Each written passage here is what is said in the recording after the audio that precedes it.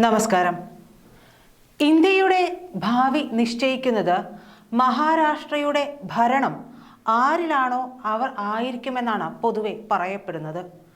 അങ്ങനെയെങ്കിൽ മഹാരാഷ്ട്രയുടെ ഭരണം BJPയിലേക്കാണ് എത്തിയിരിക്കുന്നത്. കാരണം മഹാരാഷ്ട്ര ഒരു വ്യവസായ നഗരമാണ്. അതിൽ ആർക്കാണ് കൃത്യമായി കളിക്കാൻ അറിയാവുന്നത്? അവർ തന്നെയാണ് ഇതുവരെയും ഭരണത്തിലേക്ക് വന്നിട്ടുള്ളതും.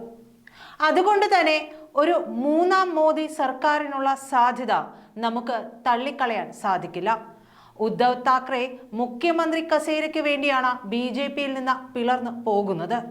സത്യത്തിൽ ആ പോക്കിൽ ഉദ്ധവ് താക്കറെ വിചാരിച്ചത് മഹാരാഷ്ട്ര നിലനിൽക്കുന്നത് ഹിന്ദുത്വ രാഷ്ട്രീയത്തിലായതുകൊണ്ട് ഈ മഹാരാഷ്ട്രയുടെ എല്ലാ കാര്യങ്ങളും തൻ്റെ ചുമലിലാണ് എന്നുള്ളതാണ്.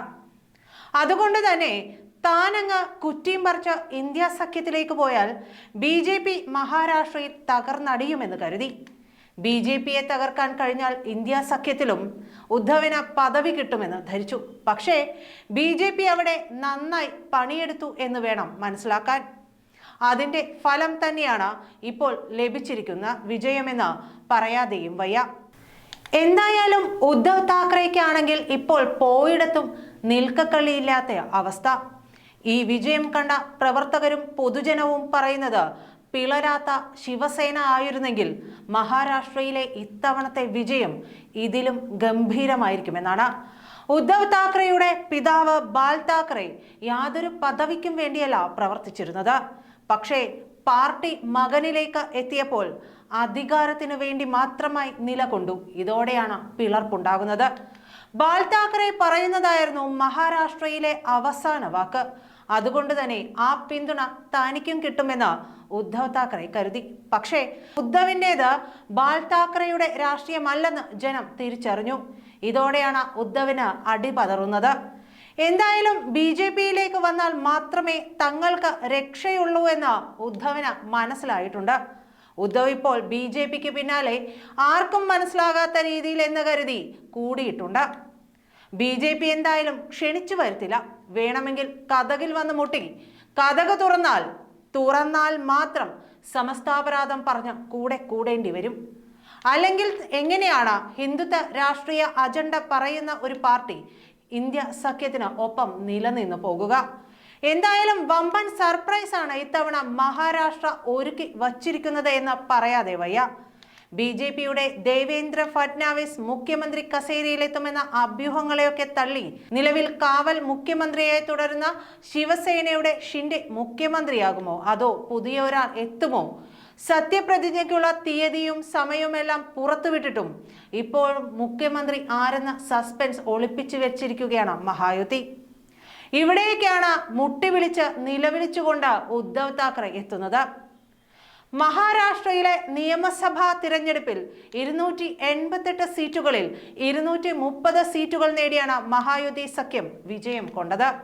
BJP 132 സീറ്റുകൾ നേടി ഏറ്റവും വലിയ ഒറ്റക്കക്ഷിയായി ഉയർന്നു. ശിവസേനയും NCPയും യഥാക്രമം 57ഉം 41ഉം സീറ്റുകൾ നേടി.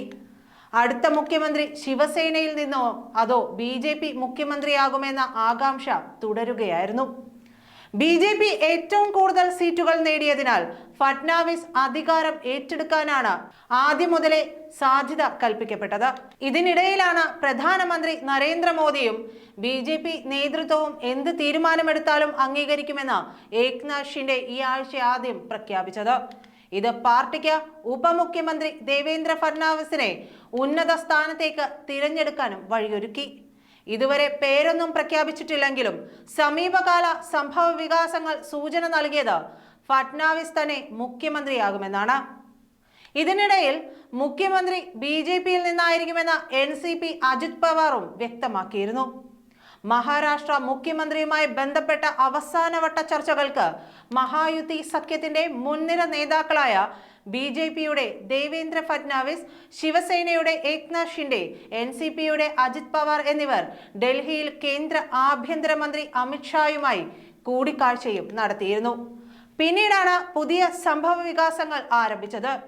സംസ്ഥാനത്തെ BJPയുടെ ഉജ്ജ്വല വിജയത്തിന്റെ ശില്പിയെ തന്നെ മുഖ്യമന്ത്രിയാക്കാനാണ് BJP കേന്ദ്ര നേതൃത്വത്തിന്റെ നീക്കം. ഏക്നാഥ് ഷിൻഡെ പക്ഷ ശിവസേനയും അജിത് പവാർ പക്ഷ NCPയും ഫഡ്നാവിസിനെ പിന്തുണയ്ക്കുന്നതായും പ്രധാനമന്ത്രി നരേന്ദ്രമോദിയും ആഭ്യന്തരമന്ത്രി അമിത്ഷായും അംഗീകരിച്ചതായും BJP സംസ്ഥാന നേതൃത്വവും സൂചിപ്പിച്ചു. ചൊവ്വാഴ്ച നടക്കുന്ന BJP MLA-മാരുടെ യോഗത്തിൽ ഫഡ്നാവിസിനെ നിയമസഭാ കക്ഷി നേതാവായി തിരഞ്ഞെടുക്കുകയും ചെയ്യും. വ്യാഴാഴ്ചയാണ് സത്യപ്രതിജ്ഞ. മഹാരാഷ്ട്രയിലെ ചരിത്ര വിജയം ആഘോഷമാക്കാനാണ് BJPയുടെ തീരുമാനം. മോദി, അമിത്ഷാ അടക്കമുള്ള ദേശീയ നേതാക്കൾ ചടങ്ങിൽ പങ്കെടുക്കും. BJP കേന്ദ്ര നേതൃത്വവുമായുള്ള ചർച്ചയ്ക്ക് പിന്നാലെ ജന്മനാടായ സതാറയിലേക്ക് പോയ ഏക്നാഥ് ഷിൻഡെ ഞായറാഴ്ച നഗരത്തിൽ തിരിച്ചെത്തുകയും ചെയ്തു. തർക്കവും അരിശവുമില്ലെന്ന് പറഞ്ഞ ഷിൻഡെ BJP കേന്ദ്ര നേതൃത്വം തീരുമാനിക്കുന്ന ആരെയും മുഖ്യമന്ത്രിയായി അംഗീകരിക്കുമെന്ന് ആവർത്തിച്ചു. ആഭ്യന്തര വകുപ്പുമായി ബന്ധപ്പെട്ട തർക്കം ചർച്ചയിലൂടെ പരിഹരിക്കുമെന്നും അദ്ദേഹം പറഞ്ഞു. മഹാരാഷ്ട്ര മുഖ്യമന്ത്രി ആരാകുമെന്നതിനെ സംബന്ധിച്ച് തിങ്കളാഴ്ച ചേരുന്ന BJP നിയമസഭാ കക്ഷി യോഗത്തിൽ തീരുമാനമുണ്ടാകുമെന്ന് ഏക്നാഥ് ഷിൻഡെ വ്യക്തമാക്കുകയും ചെയ്തു. സർക്കാർ രൂപീകരണത്തിൽ മഹായുതി പങ്കാളികൾക്കിടയിൽ അഭിപ്രായ വ്യത്യാസമില്ലെന്നും ഏക്നാഥ് ഷിൻഡെ വീണ്ടും വ്യക്തമാക്കി. സർക്കാർ രൂപീകരണവുമായി ബന്ധപ്പെട്ട ചർച്ചകൾ നടന്നു വരികയാണ്. സഖ്യകക്ഷികളായ ശിവസേന, BJP, NCP എന്നിവയുടെ സമവായത്തിലൂടെ എല്ലാ തീരുമാനങ്ങളും കൈക്കൊള്ളും. ഈ സർക്കാർ ജനകീയ സർക്കാരാണെന്നും അദ്ദേഹം കൂട്ടിച്ചേർക്കാൻ മറന്നില്ല. സർക്കാർ രൂപീകരിക്കുന്നതിന് അന്തിമ രൂപം നൽകാൻ കേന്ദ്ര ആഭ്യന്തരമന്ത്രി അമിത്ഷായുമായി മഹായുതി നേതാക്കൾ നേരത്തെ ഡൽഹിയിൽ ചർച്ചയും നടത്തി. ചർച്ചകൾക്കു ശേഷം മുംബൈയിൽ തിരിച്ചെത്തിയ ഷിൻഡെ നേതാക്കൾ പ്രതികരിക്കാതിരിക്കുന്നത് നിരവധി ചർച്ചകൾക്ക് വഴിയൊരുക്കിയിരുന്നു. എന്നാൽ ഏക്നാഥ് ഷിൻഡെ സതാരയിലെ വീട്ടിലേക്ക് പോയത് അനാരോഗ്യം മൂലമെന്നാണ് ഷിൻഡെ വിഭാഗം നേതാവ് ഉദയ് സമന്ത് വെളിപ്പെടുത്തിയത്. ആഭ്യന്തരമല്ലാതെ ഉപമുഖ്യമന്ത്രിയാകില്ല എന്നുള്ളതാണ് ഷിൻഡെയുടെ നിലപാട്. വിട്ടുകൊടുക്കാൻ BJP തയ്യാറുമല്ല. ആഭ്യന്തരമില്ലെങ്കിൽ ഷിൻഡെയ്ക്ക് പകരം ആരാകും ഉപമുഖ്യമന്ത്രി എന്ന ചോദ്യവും ഉയർന്നു. ഏക്നാഥ് ഷിൻഡെയുടെ മകൻ ശ്രീകാന്ത് ഷിൻഡെ ഉപമുഖ്യമന്ത്രിയാകുമെന്നും പറയപ്പെടുന്നു. മാത്രമല്ല ആഭ്യന്തരം വിട്ടുകൊടുക്കണമെന്നും പറയുന്നു. പക്ഷേ ഇതൊന്നും BJPയുടെ അടുത്ത് വിലപ്പോകില്ല. BJP വരയ്ക്കുന്നിടത്ത് ഷിൻഡെയ്ക്കും നിൽക്കേണ്ടി വരും. ഷിൻഡെ പോയാലും BJP നിലനിൽക്കുമെന്നത് ഉദ്ധവ് താക്കറെയുടെ കാര്യത്തിലൂടെ വ്യക്തമായതാണ്. മാത്രമല്ല തന്ത്രങ്ങൾ മെനയാൻ കേന്ദ്ര ആഭ്യന്തരമന്ത്രി അമിത്ഷായും ദേശീയ അധ്യക്ഷൻ JP നദ്ദയും ചേർന്നാൽ BJPക്ക് ഒരു തോൽവിയും ഉണ്ടാകില്ലെന്ന് ഒന്നുകൂടി ഈ തിരഞ്ഞെടുപ്പ് ഫലത്തിലൂടെ മനസ്സിലായതുമാണ്. കൂടാതെ RSSന്റെ പ്രവർത്തനം അത്രമേൽ ശക്തവുമാണ്. നന്ദി.